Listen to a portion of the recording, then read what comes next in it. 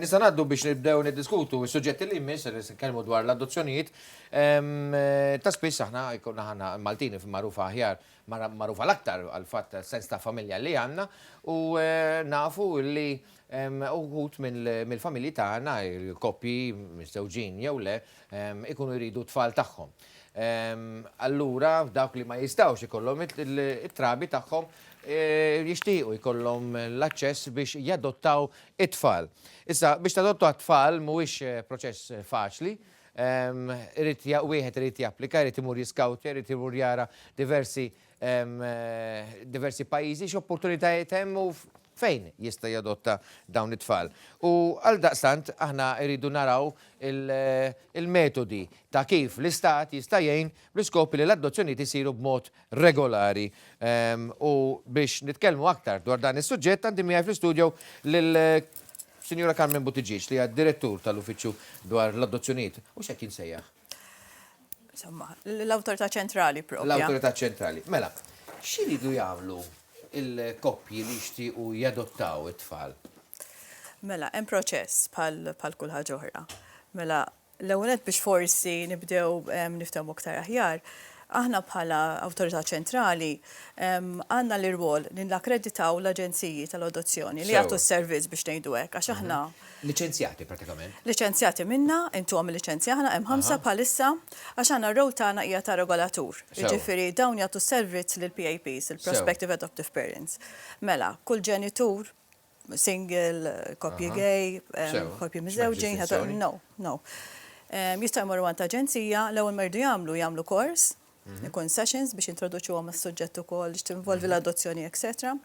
Imbagħad isir ngħidulu aħna il-home study report, ġifieri fejn social workers imorru d-dar, jaraw id-dar, il-koppja kif tirreaġixxi bejnietha, relazzjoni, x'hemm fid-dar u x'm'hemmx. Imbagħad irġgħu hemm ħafna dokumenti x'iridu jipproduċu bħal medical certificates, bank statements, etc. Ma dak ikunu jifhmuhom u they compile this information. Imbagħad jgħaddu mill-board. Hemm l-Adoptions Board li jara l-eligibility u suitability tal-koppja. Once li għaddu mill-board, jistgħu jibdew il-proċess biex jażlu pajjiż minn fejn jixtiequ. Għax għandna qed nitkellmu l-iktar fuq inter-country adoption. Issa, pajjiż li jixtiequ jadattaw, mhux taqbad tajt pajjiż innaf semmi l-Italja, semmi l-Ġermanja, hemm pajjiżi li l-Gvern Malti jkollu ftehim bilaterali miegħu minn fejn jistgħu jmorru biex jintażlu ċertu tfal għall-adozzjoni. Da ovvjament ikunu l-istituti jew anki familji li ma nafx spjegali inti. Jew fiġġar ta' tfal jew għand foster families. Ġeneralment ikun. Fost persuni jew personalitajiet li nafu li huma li kienu adottati għandna tiftakar il-kantanta Miriam Christine Borch. Dik hija persuna li kienet adottata mill-Brażil, hija Maltija 100%, anzi Awċija biex ngħidu hekk, u nsellmula Miriam Christine. Nsellmilkom, nsellem lilek u l-telespettaturi kollha li qegħdin jarawna. Miriam Christine, il-fatt li inti adottata, ħassejtek differenti minn ħaddieħor? Nkun qed nikdeb jekk ngħid li le, il-fatt li anka fiżikament, pereżempju ma nixbaħx lill-ġenituri adottivi tiegħi. Però jiena nħossni fortunata li l-ewwel nett għalkemm kont adottata ħafna snin ilu issa ngħidu hekk. Inti kont tarbija pratikament le? Jiena ġejt hawn Malta 38 sena ilu, kelli sena u xahar. Ġifieri dak iż-żmien kienet pereżempju l-Brażil, jiena kont waħda minn tal-bidunet li ġejt adottata Malta. Fil-fatt il-proċess tal-mama tiegħi kien twil għaliex ma kontx l-ewwel tarbija li provat tadotta mill-Brażil u jridu jinfetħu negozjati mal-pajjiż dak iż-żmien u kienu ħadu żmien. Ġifieri huwa proċess twil. Kont fortunata li l-mama u l-papa għalkemm dak iż-żmien ilu xorta mill-ewwel qalu li l-verità minn kont qatt niftakar l-età li kelli meta kienet tpoġġini niftakar bil-qiegħda fil-kamra tal-banju toqgħod tgħidli l-istorja kif ġejt adottata, però kont inħossni differenti u trabbejt għalkemm ma kien jonqosni xejn, però dejjem trabbejt dik il-mistoqsija imma jiena l-oriġini tiegħi fejni, kifini, għalfejn. U dawn il-mistoqsijiet huma naturali fit tfal adottati. Isir li żball jekk aħna nippruvaw illi noħonqu dawn il-mistoqsijiet jew nippruvaw nbeżżawhom milli jfittxu l-verità. Għax il-verità bħala bnedmin dik hija kruċjali għalina li nkunu nafu l-oriġini tagħna minn fejn ġejna. Kelli xorti li mbagħad għaddew snin u rnexxieli mmur il-Brażil u niltaqa' mal-familja naturali tiegħi u minn hemmhekk inħoss li ħajti ħadet żvolta differenti. Isu kienet puzzle u kien joqosa biċċa biex inkun nista' naffaċċja l-futur tiegħi. Fl-aħħar Mary Christine, l-integrazzjoni tiegħek issa fis-soċjetà Maltija u xija eċetera, peress li inti ħassejtek kif qed fil-introduzzjoni daqsxejn differenti minn ħadd ieħor minħabba l-fatt li ma kellekx ix-xekk mal-ġenituri naturali tiegħek. Però kien vjaġġ diffiċli għalik psikoloġikament għal-inqas f'ħedan is-soċjetà Maltija. Fil-fatt tant kont żgħira li llum titkellem Malti aħjar minni, pereżempju. Iva, u fil-fatt inħossni home. Jiena ġifieri kien hemm ħafna nies illi jixtiequ jaddottaw u dejjem jistaqsun l-istess mistoqsija għax jibżgħu illi jaddottaw xi darba fil-futur it-tfal tagħhom jitilquhom. Nassigurak illi qatt ma kelli xewqa illi nitlaq minn Malta, jiena Malta nħobba u għandix ovvjament ma nibdilha ma' xejn, sifirt ħafna dejjem inħossni li Malta huwa l-pajjiż tiegħi. Passaport Malti. Passaport Malti. ċittadina Maltija. Kompletament.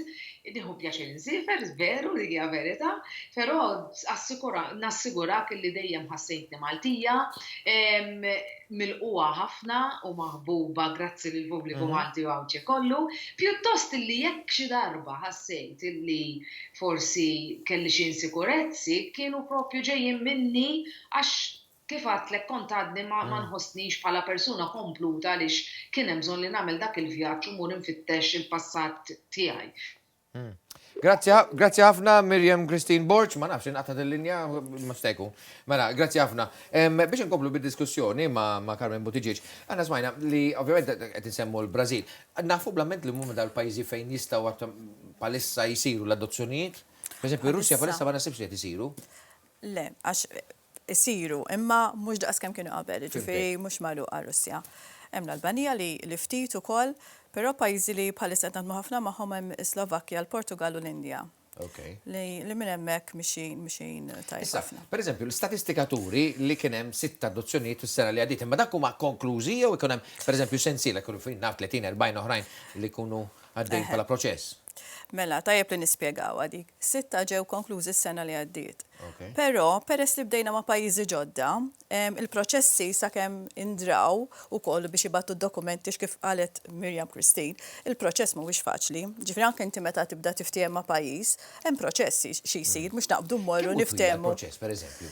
Jiddependi l-pajjiż xi qed isaqsi. Ġifieri dokumentazzjoni tkun qed isaqsi. Kull pajjiż għandu d-dokumentazzjoni tiegħu, ġifieri jiddependi minn pajjiż għal ieħor. Mela, qed tistaqsini fuq in-numri, fuq l-istatistika, vera, s-sena li għaddit kien hemm 6 li ġew konklużi, però nista' ngħidlek li fl-ewwel xahrejn ta' dis-sena għandna ma' 30 match, ġifieri dawk ħajġu ġifieri basically okay kien hemm 6, imma jannaru frar għax issa għadna kif dejna Marzu, kellna 30 match, ġifieri dawk ħajġu konklużi in the coming months. Nilqa' mejja lil Marija Borch Vella, li adottat 2 titfal. Insellimlek Marja. Insellimlek Karl. Marja, spjega li ftit. Mara jew li tmur biex tadotta tfal. Daw mhumiex tfal naturali tiegħek, imma kif tasal biex tibda toss u tħobb tfal illi huma wild ħaddieħor illi però jsiru it-tfal propja leġittimi tiegħek? Ara, l-ewwel nett ix-xewqa li jkollok it-tfal tant tkun kbira illi ma naħsibx illi tkun diffiċli illi tħobbhom. Apparti jekk wara l-ewwel darba li tara l-tfal li tkun se tadotta, believe me, hija naturali li ssir tħobbhom. Għalkemm minkejja li m'għandix tfal bioloġiċi, jien u raġel m'għandix tfal bioloġiċi, naħseb illi kieku kellna l-imħabba tagħna ma tistax tkun ikbar. Min fejn adottajtu bit-tfal? Mill-Etjopja. Mill-Etjopja, ġifieri il-karnaġon tagħhom huwa skur differenti minn tagħna l-Ewropej. Ħadtu sogru f'soċjetà bħal tagħna li hija pjuttost waħda li għandha preġudizzi, però għamiltu biċċa xogħol kbira l-fatt li mmortu tażlu tfal minn pajjiż li għandu tfal li jixtiequ futur aħjar u dawn intom qed tagħtuhomlhom. Ekku, grazzi. Iva, huwa daqsxejn ta' sogru u naħseb li fimni aktar wara li ġew it-tfal. Għaliex ikun hemm ċertu inċidenti li ma tobsorhomx li se jiġru qabel. Però l-unika ħaġa li tajna t-tfal iktar minn xejn hija opportunità għal ħajja ħjar. Għaliex it-tfal nixtieq nagħmilha ċara u jħossuha ħafna ġenituri adottivi, tawna ħafna mħabba lura. Ġifieri il-ġenituri adottivi ma jkunu qed jagħmlu l-ebda pjaċir, kull ma jkunu qed jagħtu opportunità li forsi t-tfal ma kellhomx. Sewa. Però l-imħabba li rċivejna mingħand uliedna, believe me, ma minna l-ebda pjaċir. Pjuttost ġifieri tawna ħafna lura. Kemm kellhom żmien it-tfal meta adottajthom? Mullhom kemm għandhom? Mela, it-tfal kellhom sena u xahar u sena għaliex huma kważi ndaqs u llum għandhom kważi 5 snin. Ġifieri integraw, issa diġà jitkellmu Malti nassumi bħalna l-koll. Da żgur, bla dubju, jitkellmu Malti tajjeb ukoll ħafna, God bless. Iva, integraw, ġifieri ovvjament daw għadhom tfal żgħar. L-iskola meta jkunu żgħar ma jkunx hemm problemi. Ġifieri sissa il-vjaġġ skolastiku tagħhom kien wieħed feliċi ħafna. Fl-ħarnet Marija, l-appell tiegħek lil ġenituri oħrajn li jixtiequ jadottaw u forsi jibżaw li jgħaddu minn dak il-proċess twil, eċetera, li fl-aħħar mill-aħħar tasal il-ġurnata tagħhom. Tasal, u aħna nistgħu ngħidu iktar minn ħadd ieħor għaliex l-Etjopja tlajna darbtejn. L-ewwel darba l-adozzjoni ma kienx suċċess. Jiġifieri fil-fatt Victoria Craig huma l-aħħar żewġ titfal li ġew mill-Etjopja. Iva, tibqa' tippersisti, tibqa' temmen fiha l-ħaġa u temmen illi la tixtieq li tibni familja, somehow or other it will become true. Mhuwiex faċli, believe me, ġifieri kienet pjuttost peress il-vjaġġ tagħna kien diffiċli, jkun hemm mumenti li taqta' qalbek, intendi. Marija Borġvella, grazzi ħafna tal-li kont magħna waqt il-programm tagħna, naslu biex nikkonkludu f'dan il-parentesi qabel ma ngħaddu għal aktar reklami. Sinir Botiġiġ, il-fatt li issa hemm l-opportunità f'Malta ma rridux naqtaw qalbna. Illi hemm direttorat li huwa tagħkom illi jgħin dawk il-koppji u li għandkom policy ta' bib miftuħ beraħ, jiġifieri bażikament biex tajnu lil dawk kollha li għandhom bżonn li jgħaddu minn dan il-proċess. Le, naturalment. Bħalissa, l-ewwel aħna radmu ħafna, ġifieri ma' pajjiżi u nippruvaw dejjem niftħu bibin ġodda. Tajjeb ngħidu wkoll, mhux ma' min ikunu nixtiequ aħna bil-forsi il-pajjiż jgħidilna iva, għax ġan issa aħna kompetituri mad-dinja kollha bażikament. Ġifieri pajjiż jistaqlel. Ġifieri il-relazzjonijiet huma importanti ħafna. Jaraw ukoll jagħmlu l-eżami tal-ġenituri wkoll qabel ma jitrasferu? Jekk il-ġenituri Maltin iridu jadottaw minn pajjiż X, dak il-pajjiż X jagħmel vetting tal-familji Maltin ukoll, assumi. Kull dokumentazzjoni li jipprovdu l-ġenituri Maltin, dak tintbagħat fil-pajjiż.